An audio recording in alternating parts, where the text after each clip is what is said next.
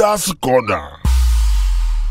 My people, welcome to Elders Corner TV News. And na me, Elder 101, and I want to talk the news today. Before I go into the news, make I give you the news headlamp, as Oyibo they call them. Suffering among old people for inside Nigeria. The problem of old people for inside Nigeria, if I no explain how it happen for other countries, I no go understand them. If you travel to developed countries, the way that they treat old people there, they treat them like egg.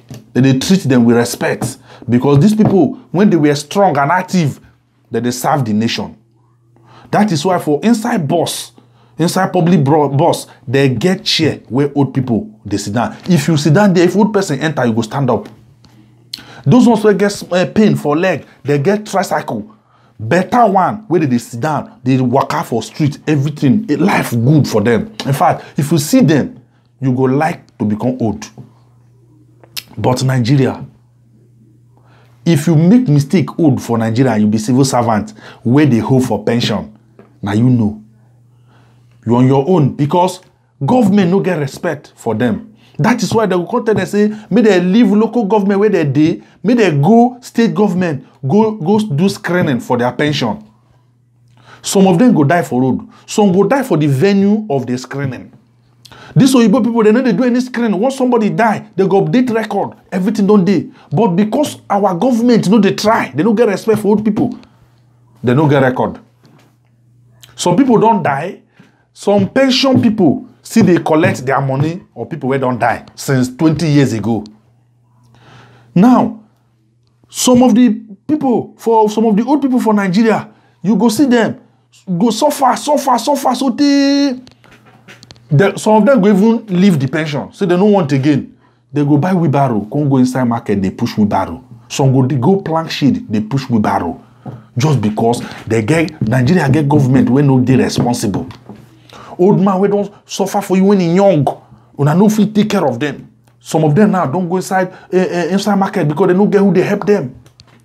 But when we can still go check where, we can discover that many of those ones where they plant shade inside market, they push wheelbarrow, they push yam.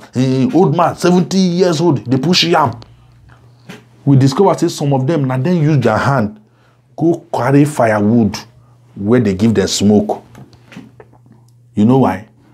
When they strong and active, they born children full everywhere.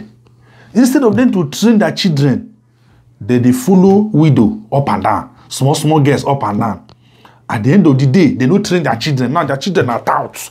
Some of them no they do anything now. Some of them are thief. So now when they don't old now, nobody to help them. Now it make them buy wheelbarrow.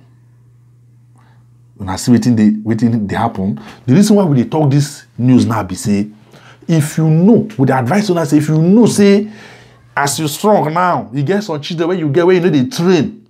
See, they say help the young on their way up so that they go help you on their way down. If you know help them now, train them now, trust me, when you don't old, you must buy wheelbarrow. Your wheelbarrow, they wait for you. No, they say, God forbid, though. How God will take forbid? The only thing God will forbid now be say, go look for all your children, begin train them, so that they go stand. When you don't old, you no go to suffer for inside market. Now, advice, now be this way they give you. No, they talk say, God forbid. God no go forbid. If you no do the right thing, no call God name for inside the matter. That's it. Anything you sow, you go reap them. If you don't train your children, you go push truck and go to push wheelbarrow inside market. You go to fetch water for old age. As government know they respect old people, you make sure say you do your thing so that if government neglect you, your children will help you. Like we they try talk here. My people, the news you pass like that. Now advice we just want advice on her. Now Elders Corner TV now be this, and now me Elder 101 now they talk this thing. Before we go come out, make we go Elders Dictionary. Tomorrow belong to those people who prepare for it today. If you're smart, you go know the meaning of what I just talk. I beg, Make una follow us for our social media, follow us for YouTube, follow us for Instagram and Facebook fan page. Abeg, if you subscribe for YouTube, remember to press the button so that once we upload new news, you will be the first person to see the news. My people, if una no dey there, they watch us, we no go dey here, they do the news. Una, thank you so much. News dey town, especially sport news this period now. Make we go check wetin dey happen for Nations Cup. Elders Corner.